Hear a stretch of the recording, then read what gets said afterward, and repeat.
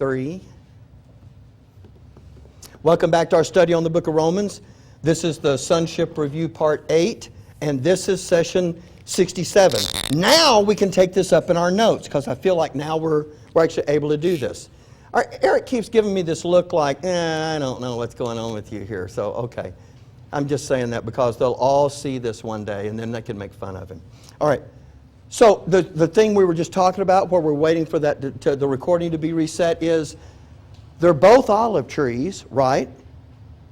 If being in an olive tree makes you Israel, whoever was in this tree was already Israel. But Paul doesn't refer to the wild olive tree as Israel. He refers to that as what? Gentiles. You know what? If you really wanted to corrupt the Scripture, you know what you could do? You could use that as a proof text that the olive tree now pertains to Gentiles. And then someone else has got a verse that says it pertains to Israel. The truth of the matter is, the fact that it's an olive tree is not the issue here. Just like in Matthew 24. Do you remember when we did that last week? When you see the fig tree put forth leaves, you know that summer is nigh. And everybody says, oh, the fig tree, that's Israel. Putting forth leaves is them becoming a nation. Baloney. That's not what you get out of that. Because what does Luke say when he records the same thing? Behold the fig tree, and what was that next phrase? And all the trees. Because isn't it true that when any tree puts forth leaves, you know that summer is approaching. It's nigh. Isn't that true? That's the only point he's trying to make. So when you dig down into that and you're trying to apply that, Jesus is just trying to take something they all know. In fact, he says this, you all know this of yourselves, that when you see a tree starting to put forth leaves, you know that summer is coming. So in the same way, when you see all the things that I've just told you about, then you know that my coming is near. That's the point. It didn't matter what tree. He said a fig tree, but it didn't matter because you could have used any tree. This is another one of those cases. And so, just to show you that that is not, because someone will say, well, really and truly, we are Israelites. We always have been. I mean, there is a group that says that, as ridiculous as that sounds. So let's take a look at it. Ephesians chapter 2, verse 11. Wherefore remember that ye being in time past Gentiles in the flesh, who are called uncircumcision by them which are called the circumcision of the flesh made by hands. Does that sound like the same groups? They're not the same groups. One is the circumcision, one is the uncircumcision. And he calls them Gentiles, that at that time ye were without Christ. If Christ didn't come for the uncircumcision, if he didn't come for the Gentiles, does that make them Israel? Give me a break. You could read on down through the passage, but look, but now in Christ Jesus, you who are sometimes were far off are made nigh by the blood of Christ. He is our peace, who hath made both one, and hath broken down the middle wall of partition between us. There was a middle wall of partition here. This was without Christ. This was aliens from the commonwealth of Israel. Remember, this is without God, without hope. This is the Gentiles. This is the uncircumcision. And there's a middle wall of partition. What do you have over here? Here you have Israel. They're not strangers from the covenants. They get the covenants. For someone to come along and say, we've always been Israel, and that's what some of the theologians say. They look back in the Old Testament and they say when they talk about Israel, they're just talking about the church today. I'm sorry, they're not. They're talking about national Israel, physical descendants of Abraham. That's why he said, you Gentiles, look, that's why he says, remember that ye being in time past Gentiles in the flesh. You're not the descendants of Abraham. You're not part of the nation. You don't get the stuff they get. So that's Looney Tunes to believe that, but someone will come along and say, see, we're an olive tree, so now I was right. We're all, no, we're not. We're Gentiles. We're on the other side of the wall of separation.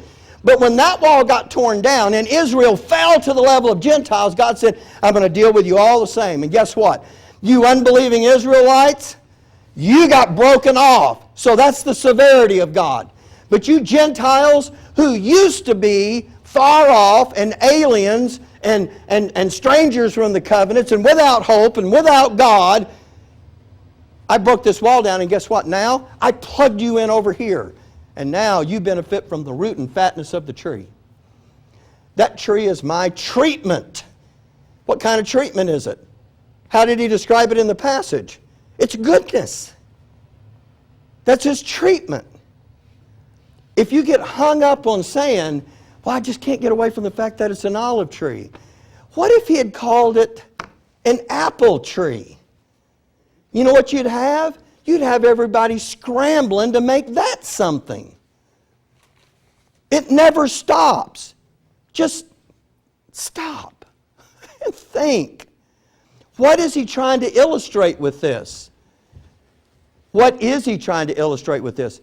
If I broke off the natural branches and I put these other branches in there, if I break those off, can he graft original branches back into this tree? Here's what he's saying. It is easier for me to put the natural branches back in than it was to take these and put these branches in. And if I did that, I can put the natural branches right back in, and it's easier it's more natural to do that. What's the point? He's not trying to teach us about grafting in branches as though, what's that science? What do you call that? We're not, huh? Is it horticulture? I guess. Horticulture? Maybe that's it. We're not botanists, okay? So, look. He's not trying to give us a course in that. He's using something everybody knows about to illustrate what truth? What's the end game? He is going to come back and put those natural branches back in and finish doing what he's doing. And when someone says, well, look, he can't do that, he already broke those branches off. When he grafted wild olive branches into the good olive tree, you know what they're acting like? There's no way he can put those natural branches back in. And Paul is going to say, let's just read it. Let's go back and let's just read this. For if thou were cut out of the olive tree, which is wild by nature, and were grafted contrary to nature into a good olive tree, he says that's kind of an unnatural thing, because if you're going to graft into a tree, you don't go out and find a scraggly wild olive tree. What do you find? Good one. You find another good one, because you know what you're looking for? Look, I did a little research on this, and I promised myself I wouldn't get off in the weeds in this.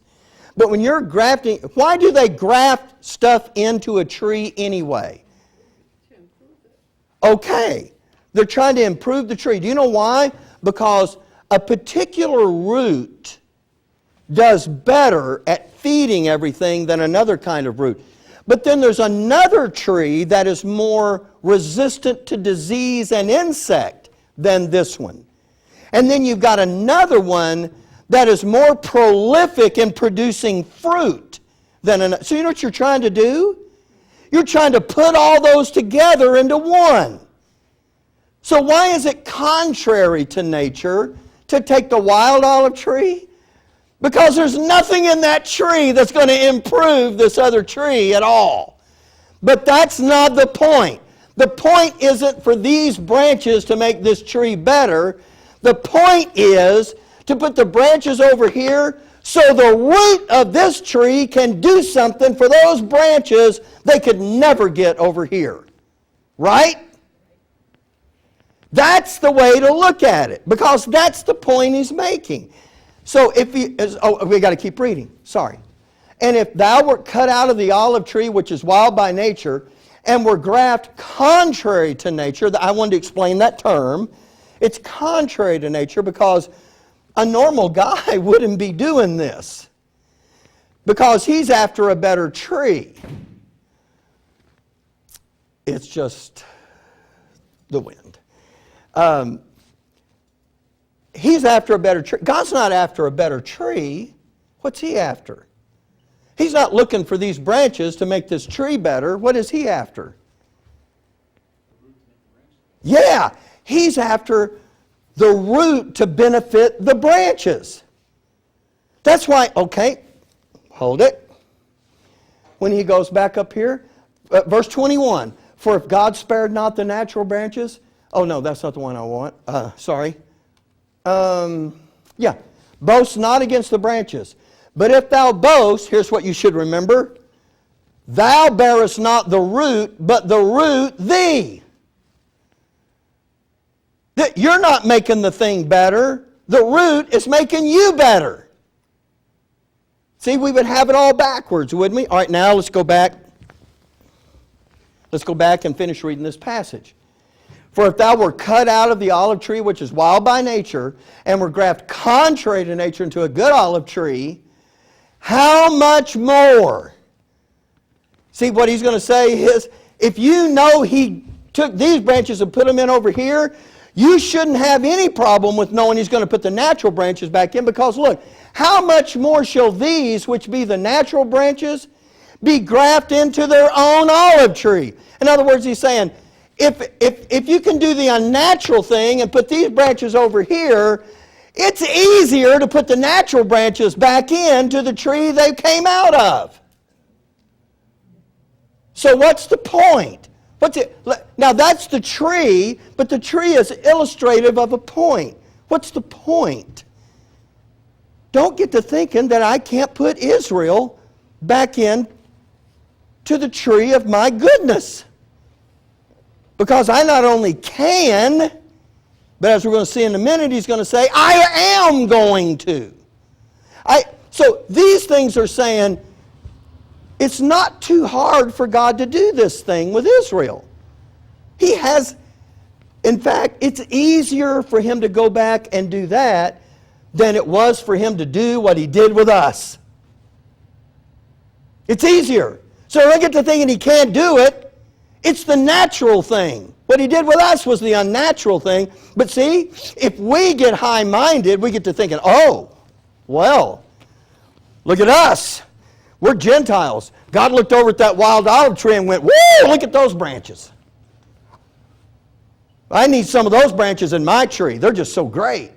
That's not what, you know that's not what it was. What was it about us that was just so attractive, God just couldn't, Ruby's hiding her face now. I don't know what's going on with that. I guess I made her laugh. But look, I sure wish those cameras could pan around sometimes and see you guys. All right, but look. So let me just scroll on down.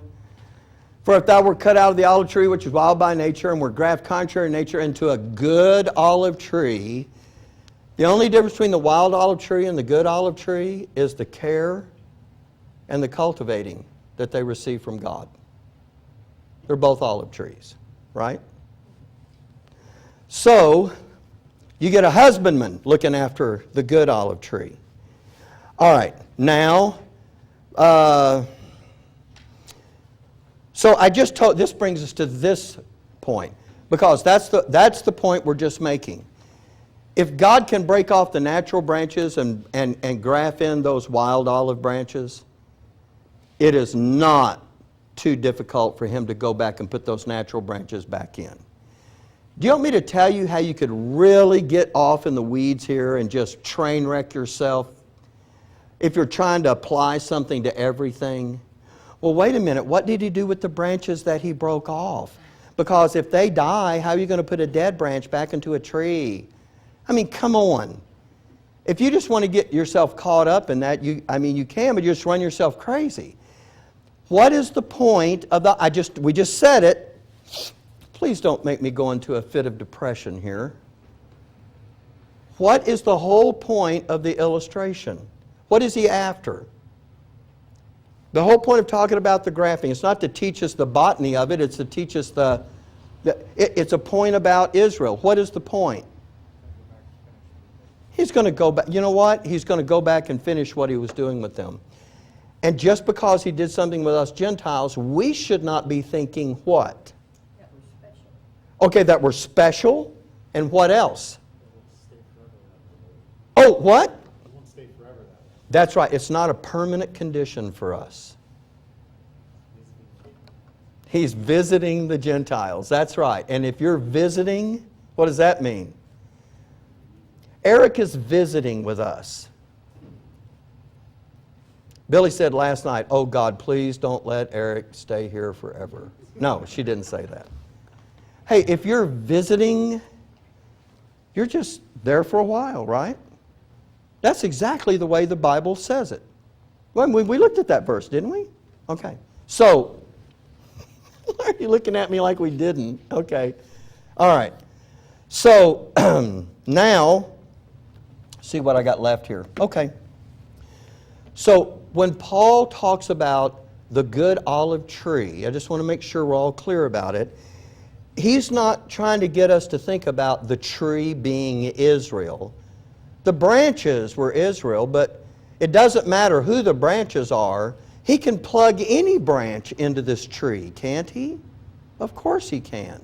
And whoever gets plugged into that tree partakes of the root and fatness of the tree.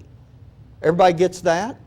See, I think this is getting easier. Haven't I done much better in this session than the last one? See, isn't this clearer now? All right. So, Gentiles being grafted into this tree indicates what? Be cared for. Yes, cared for. Gloria says that we're being cared for. It indicates God's favorable treatment of us, yes?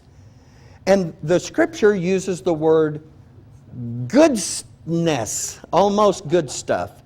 I think Ruby was looking at the Greek, but the goodness, I mean, really, we get that now, don't we? Considering who we were. That really ought to instill a real understanding and appreciation for what God has done for us Gentiles. Because He did the unnatural thing so that we might benefit. But just because He did, don't get so high-minded or boast against the branches. I'm going to go back one more time and show you this, sorry, but I know we keep running back. But verse 17 doesn't end, the sentence there doesn't end in 17, it ends in 18. But I want to read the whole sentence. I know we did this, but I'm just reminding you of it. And if some of the branches be broken off, now that's talking about unbelieving Israel. Then there's a comma, and then he has this whole thing now about us. So in the midst of talking about the branches that got broken off, he's going to do kind of a sidebar on us. And thou, being a wild olive tree, were grafted in among them, and with them partakers of the root and fatness of the tree. But now you get that semicolon, which means now he's going to go back and finish this original thought. So the original thought is, and if some of the branches be broken off, boast not against the branches. That's the main thought. If some of the branches be broken off, and you were a wild olive tree, and you got grafted in among them, partakers of the root and fatness, blah, blah, blah, blah, blah, blah, blah, just because those branches got broken off, don't boast against the branches. Don't get to thinking that you're the end. That God is now happy to just go with you from now on and this is going to be a permanent thing. That is not it. And so, we get grafted in. Now, so let's answer this question, because this is what Audie was talking to me about. And if some of the branches be broken off, and thou being a wild olive tree, were grafted in among them, and with them partakers of the root and fatness, who got left into the tree? The little flock. Now you say, well, wait a minute. Didn't the program end? The program, God's program it interrupted, didn't it? But their exposure to the root. Yeah, but did God quit being good to the members of the little flock? What happened? Let's do it this way. Here's a guy, let's do the timeline. Here's a guy coming along before the cross, and he sees the ministry of Jesus, and he says, no, he's not the Messiah. So he's part of that group that rejected him. And then here, in the extension of mercy, all right, he comes along, and he sees this 1 year extension of mercy take place. He witnesses the miracles, he hears the message, and he goes, no, I don't believe Jesus is the Messiah.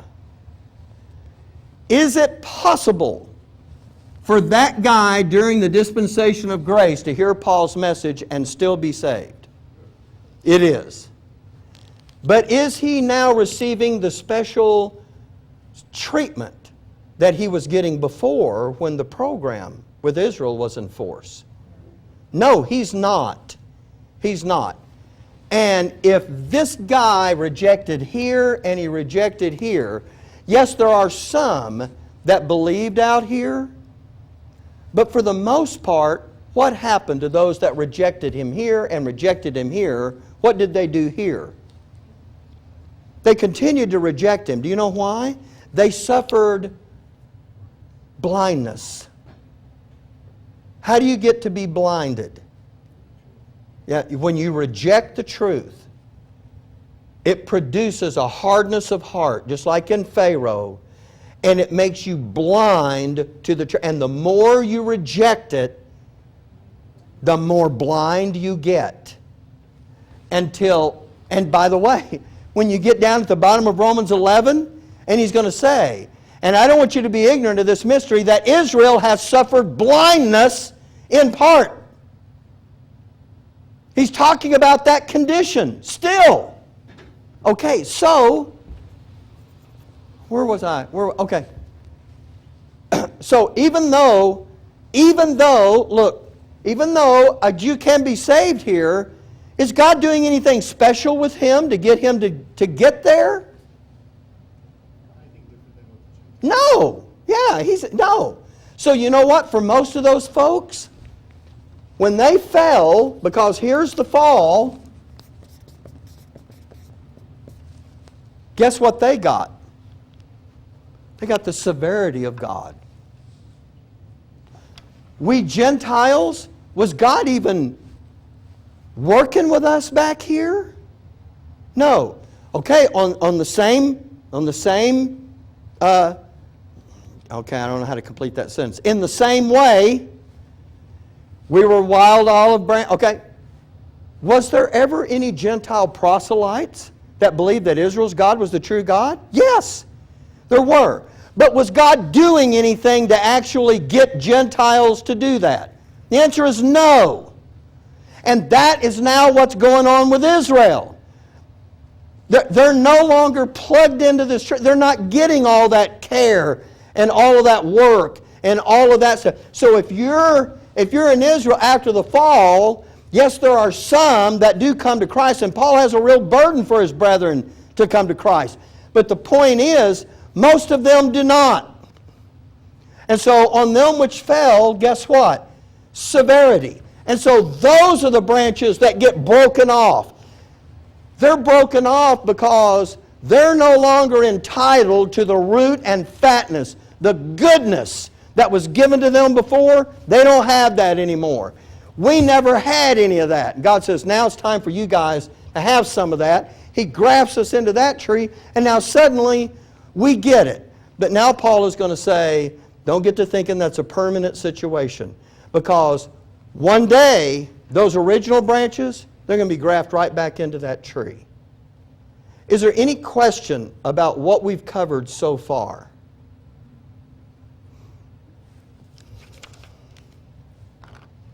Okay. So everybody's got it? Okay. So we're going to take our break here because we're almost out. And when we come back, we're going to do two phrases.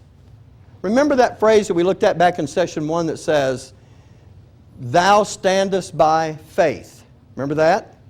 I needed to explain what that is about.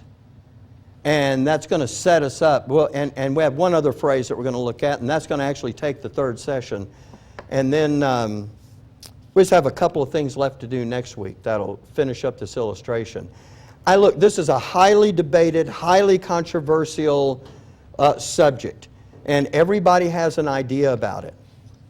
Most of the wrong ideas come from they miss the main point of what Paul is illustrating, and they get caught up in trying to assign detailed meanings to every little part of the passage, when all he's talking about is the simple illustration of graphing into a tree. That's all he's doing. He's just using that to illustrate. Just like Matthew used the thing that said, when you see the fig tree put forth leaves, you know that summer is nigh. Only a theologian could overthink that.